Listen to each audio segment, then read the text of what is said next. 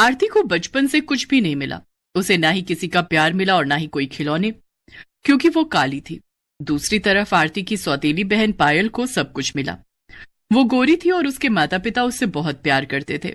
इसलिए आज जब दोनों बहनों की शादी है, तब पायल को 1 लाख का लहंगा मिला और आरती को कुछ मिला ही नहीं। आरती बस बैठकर ये सोचने लगी कि मेरे पास तो कुछ भी नहीं है, शादी का लहंगा नहीं है, क्या पहनकर मंडप में जाऊंगी मैं। आरती के पास लहंगा तो दूर, एक अच्छी साड़ी तक नहीं थी।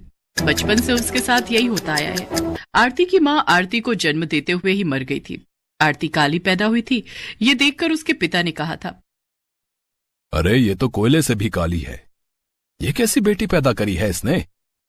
हरिहर को आरती पसंद नहीं आई। उसे काली बेटी नहीं चाहिए थी, इसीलिए 1 हफ्ते के अंदर उसने फिर से शादी कर ली। आरती की सौतेली माँ का नाम रत्ना था और रत्ना ने 1 साल के अंदर एक गोरी बेटी को जन्म दिया। हरिहर की खुशी का ठिकाना नहीं रहा। अरे ये हुई ना बात, बेटी हो तो गोरी हो, काली तो कुतिया भी होती है। हरिहर ने उसका नाम पायल रखा और पायल को माँ बाप दोनों का प्यार मिलने लगा। आरती को मिला तो सिर्फ और सिर्फ घृणा। उसकी सौतेली माँ उससे कहती थी, तेरा मुंह देखकर मेरी भूख मर जाती है, खाने के समय मेरे सामने मत आया कर। रत्ना, हरिहर और पायल एक साथ एक परिवार की तरह इकट्ठे बैठकर खाते थे, लेकिन आरती को वहां जगह नहीं मिलती थी। उसे रसोई में बैठकर खाना पड़ता था, वो भी सूखे चावल। खाना खाते हुए आरती हर रोज रोते हुए अपनी माँ को याद करती थी। माँ, आप मुझे अपने साथ लेकर क्यों नहीं गई? माँ, मैं आपके पास आना चाहती हूँ। भगवान मुझे ऊपर बुला लीजिए, मुझे अपनी माँ के पास जाना है। एक तो सौतेली, ऊपर से काली।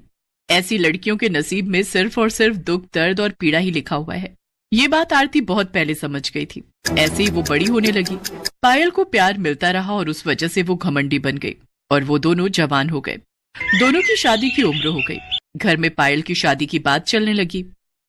बेटी, अब तेरी शादी की उम्र हो गई है ना, तुझे शादी करनी होगी, उसके बाद तेरे बच्चे होंगे। माँ, आप भी ना। हमारी बेटी शर्मा गई। वहां आरती आई और बोली, हाँ बहन, तू बहुत खूबसूरत लगेगी। आरती को देखकर पायल गुस्सा हो गई। आ गई तू? हमारी एक पल की खुशी तुझसे देखी नहीं जाती है क्या? अपनी गंदी शक्ल लेकर चली आई यहां। लेकिन बहन, मैंने ऐसा क्या बोल दिया? पहली बात तो मुझे बहन कहना बंद कर। मैं तेरी बहन नहीं हूं, तू इस घर की नौकरानी है। मैं कोई नौकरानी की बहन नहीं हूं। जा, भाग यहां से, जाकर खाना बना। अरे खाने से याद आया, कल पायल को देखने के लिए लड़के वाले आ रहे हैं। आरती, उनके लिए बहुत सारा खाना बनाना, समझ गई? जी पिताजी। आरती वहां से चली गई। अगले दिन पायल को देखने के लिए लड़के वाले आए। लड़के का नाम आलोक था। आलोक अपनी माँ के साथ आया था। साथ में उनका नौकर रघु भी आया था। आते ही आलोक की माँ जानकी ने हंसते हुए कहा, हरिहर जी, हम एक नौकर को लाए हैं हमारे साथ।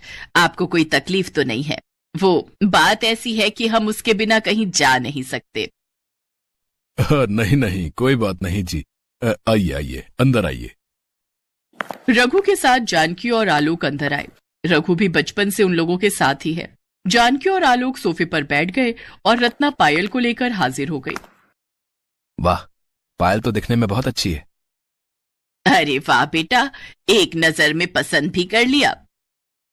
वो लोग बैठकर गप्पे शप्पे लड़ाने लगे और तभी आरती खाना लेकर आ गई। ये लीजिए, आप लोगों के लिए खाना लाई हूं, खा लीजिए, नहीं तो ठंडा हो जाएगा। हरिहर जी, ये कौन है? अब ये हमारे घर की नौकरानी है। अच्छा, पायल बेटी, तुम्हें खाना बनाना आता है ना? पायल को खाना बनाना नहीं आता था, इसीलिए वो चुप रही। जानकी और आलोक ने आरती का बनाया हुआ खाना खाया और उन लोगों को बहुत अच्छा लगा। वाह वाह, खाना तो बड़ा स्वादिष्ट है। लेकिन हरिहर जी, ये तो आपकी नौकरानी ने बनाया है, लेकिन मुझे आपकी बेटी के हाथ का कुछ खाना है। वो असल में मेरी बेटी को खाना बनाना नहीं आता है। तो फिर ये शादी नहीं हो सकती। शादी के बाद हम खाएंगे क्या? तभी हरिहर के दिमाग में एक आइडिया आया। क्यों ना रघु के साथ आरती की शादी कर दी जाए। आरती भी आपके ही घर में चली जाएगी और हर रोज खाना बनाकर खिलाएगी। सभी शादी के लिए मान गए। आरती और रघु से किसी ने एक बार भी नहीं पूछा। हरिहर ने एक तीर से 2 निशाने मार दिए। दहेज के बिना आरती की शादी नहीं होने वाली थी, लेकिन अब आरती को विदा करने के लिए हरिहर को एक्स्ट्रा पैसे खर्च करने की जरूरत नहीं पड़ेगी। शादी का दिन नजदीक आने लगा और पायल ने 1 लाख का लहंगा खरीद लिया। आरती ने कहा, पिताजी मेरे लिए लहंगा नहीं खरीदा आप लोगों ने?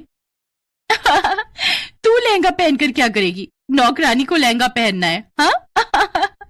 सभी ने हंसते हुए आरती की बात को टाल दिया, लेकिन आरती को पता था कि शादी जिंदगी में सिर्फ एक ही बार होती है। मुझे भी लहंगा चाहिए, 1000 का लहंगा हो तो भी चलेगा। तेरे लिए 1 रुपया भी खर्च नहीं करूंगा मैं। पता नहीं कहां से आ गई तू। तुझे तो अफ्रीका के जंगलों में होना चाहिए था। और ऐसे ही शादी का दिन आ गया। पायल लहंगा पहनकर तैयार होने लगी, लेकिन आरती के पास पहनने के लिए कुछ भी नहीं था। वो अपनी माँ की फोटो के सामने खड़ी होकर रोने लगी। माँ, क्या ऐसे शादी होगी मेरी? न लहंगा न अच्छे कपड़े, यहाँ क्यों रख के गई मुझे माँ? उत्तर दो माँ, उत्तर दो। तभी अचानक से आरती को उसकी माँ की आवाज सुनाई दी, जैसे कि आकाशवाणी हो रही हो।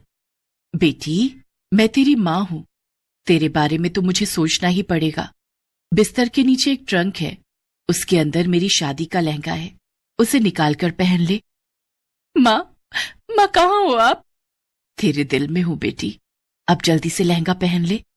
आरती ने बिस्तर के नीचे से ट्रंक निकाला और उसमें से लहंगा निकालकर पहन लिया, और पहनते ही एक चमत्कार हो गया। आरती काली से गोरी हो गई। वो इतनी सुंदर हो गई कि खुद को आईने में देखकर उसके खुद के होश उड़ गए। क्या मैं इतनी सुंदर हूं? लेकिन कैसे? ये माँ का प्यार है बेटी, अब जा शादी के मंडप में जा।